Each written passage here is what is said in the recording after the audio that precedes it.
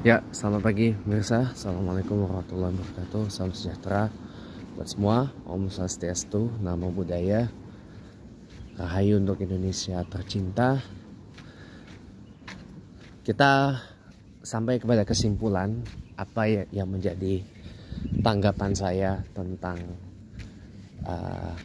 narasi yang disampaikan guru kita, guru saya juga, Fadilat Ustadz Alfian Tanjung, ya, terkait dengan narasi beliau yang mengatakan kedatangan Pope Francis atau Pope Franciscus ke Indonesia yang kemarin hari Kamis 5 September 2024 mengadakan Misa Kudus Akbar yang dihadiri kurang lebih 90.000 jemaat Katolik dari berbagai gereja Katolik dan paroki-parokinya di Indonesia. Dan yang mengundang polemik adalah pemberlakuan bekerja dari rumah atau work from home oleh pejabat Gubernur Jakarta Pak Heru Budi Hartono, walaupun itu hanya himbauan, dan juga masalah himbauan agar azan maghrib di TV yang menyiarkan acara tersebut secara nasional diganti dengan running text atau sekedar pemberitahuan bahwa waktu sholat maghrib untuk wilayah Jakarta sudah masuk kemarin pada pukul 17.55 atau jam 5 sore lewat 55 menit waktu Indonesia Barat, ya. Ya begini teman-teman, ya, semua orang berhak untuk berpendapat, beropini, bersuara gitu loh. Ini kan negara demokrasi. Nah, teman-teman Kristen yang membantah itu ada contoh Elia Miron dan kawan-kawan yang lain itu juga ada membantah yang disampaikan Ustaz Alfian Tanjung itu. Ya itu silakan aja, selama yang paling penting itu dasar argumentasinya ada, dasar argumentasinya tuh pas gitu loh. Dan yang penting apa? Data dan faktanya benar-benar valid, benar-benar sahih, benar-benar data dan fakta itu wujudnya ada gitu loh, setelah melalui serangkaian fact checking atau pemeriksaan fakta yang ketat gitu. Jadi nggak apa-apa menurut saya. Nah, tapi kenapa sebagaimana tadi di bagian awal saya memang ada kecenderungan saya mendukung apa yang disampaikan Ustaz Alfian Tanjung itu, bukan karena hanya sekedar saya Muslim, bukan hanya sekedar saya ini Islam atau bagaimana, bukan, tapi karena memang benar adanya upaya kristenisasi di Indonesia ini makin lama makin mengkhawatirkan. Apalagi yang namanya para missionary atau para misionaris itu kan sudah merambah media sosial, menyebarkan kekristenan. Apalagi mereka juga mencocok-cocok logi, ya, ayat-ayat Al-Quran, hadis-hadis dengan apa yang mereka mau gitu loh. Makanya benar dalil Al-Quran itu, ya, orang-orang aslinya itu sebenarnya dalilnya itu adalah untuk warga kaum atau suku Yehuda dan suku Nazaren, ya, aslinya. Tapi kan kerap kali diartikan orang Yahudi dan orang Kristen tidak akan suka, tidak akan rela dengan orang Islam sampai orang Islam itu mengikuti kemauan maupun ajaran mereka. Gitu, mengikuti kehendaknya mereka. Gitu, seakan ya nggak apa-apa kalau ada tafsir seperti itu. Padahal sebenarnya itu adalah ayat itu adalah untuk kaum suku Nazaren dan suku Yehuda yang kerap kali bentrok, ya, bahwa orang di luar mereka ini nggak mereka suka, sampai orang di luar suku Yehuda dan suku Nazaren ini mengikuti apa yang mereka mau, mengikuti apa yang mereka kehendaki. Tapi kalau ada tafsir yang mengatakan, yang menerjemahkan orang Yahudi dan orang Kristen tidak akan rela, tidak akan suka dengan orang Islam sampai orang Islam mau mengikuti kemauan, kehendak dan apa kata mereka, ya nggak apa-apa juga. Namanya keilmuan itu kan luas. Cabang keilmuan tentang Al-Quran ini berkembang terus. Pun begitu juga dengan pola pentafsiran ayat-ayat Al-Quran ini kan juga berkembang terus gitu loh. Ya.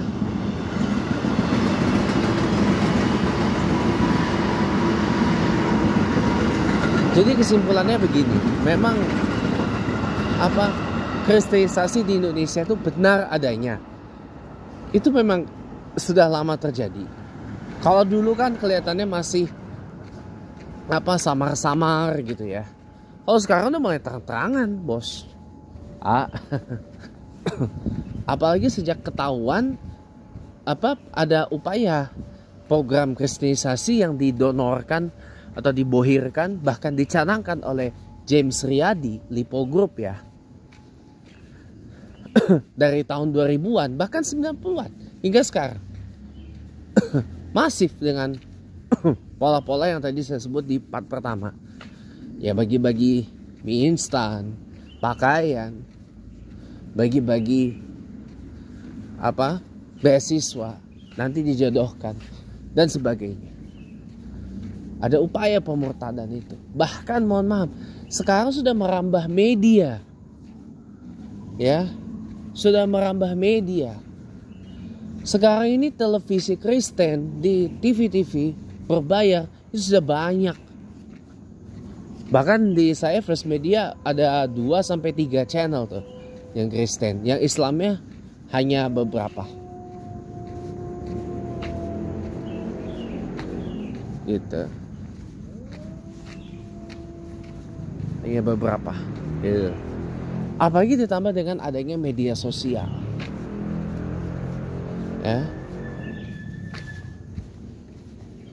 Dengan adanya media sosial ini makin jadi. Ya. Upaya misionaris untuk memurtadkan dan kristenisasi ini benar adanya. Dan kristenisasi ini bukan hanya menargetkan umat Islam aja. Orang di luar Islam juga jadi sasaran mereka, terutama di Bali. Orang-orang Hindu ini juga rawan.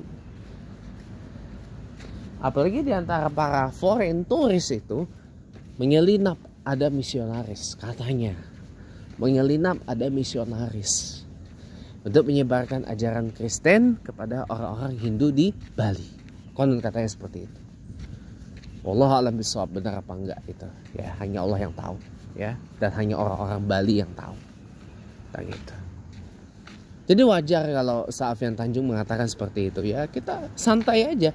Kalaupun mau bantahlah dengan narasi yang konstruktif, dengan narasi yang bagus, berdasarkan data dan fakta yang valid, yang sahih, yang keabsahannya bisa dipertanggungjawabkan. Itu aja kok, simple. Ngapain mesti memframing yang gak karu-karuan? Jangan saya bilang.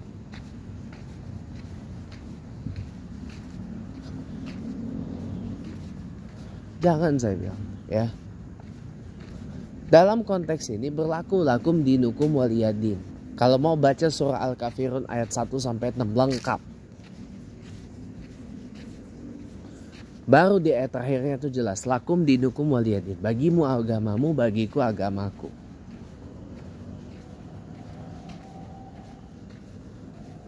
Ya. Ayat ini jelas, tegas-tegas. Ya. Ya. Bahwa jalani saja agamamu sesuai dengan apa yang diajarkan, dituntunkan. Gitu loh. Walaupun lakum dinukum waliyadin ini gak berlaku pada saat teman-teman muslim sedang berapologetika, sedang membela iman Islam dari upaya kristenisasi oleh para misionaris melalui media sosial.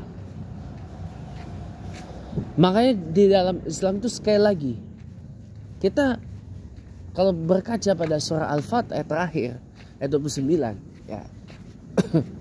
Muhammad Rasulullah wallazina ma'ahum asyidda'u 'alal kuffar ruhama'u bainahum. Ya, Muhammad adalah utusan Allah. Bahwa kita harus bersikap keras, tegas kepada orang kafir, tapi berbaik hati, lembut hati kepada umat muslim, kepada saudara sama muslim. Itu jelas dalilnya. Muhammadur Rasulullah wallazina ma'ahum asyidda'u 'alal kuffar ruhama'u bainahum. Jelas itu. Jelas. Ya. Itu gak perlu diragukan lagi. Bahwa di dalam Islam namanya tasamuh atau toleransi, hukumnya wajib. Ya. Tapi ada batasannya. Ya. Selama itu menyangkut muamalah, kita bisa toleransi, kita bisa luas. Tapi kalau menyangkut akidah, tadi lakum dinukum waliyadi. Lakum akidatikum walana akidati. Lakum akidatikum walana akodatina. Akidahmu ya akidahmu, akidah kita ya akidah kita. Selesai. Gitu. Beres, simple. Kalau menyangkut akidah, lakum dinukum waliyadi itu berlaku. Jadi harusnya kemarin itu TV itu nggak apa-apa. Seperti saya lihat di berita Jak TV Jakarta, ya, menghentikan sebentar siarannya untuk azan maghrib wilayah Jakarta dan sekitarnya, nggak apa-apa. Ya karena memang kebetulan aja Jak TV itu adalah TV lokal Jakarta, bukan TV nasional seperti iNews atau CNN Indonesia, ya kan. Memang itu TV nasional. Tapi kan bisa dilakukan opt out atau pisah sebentar.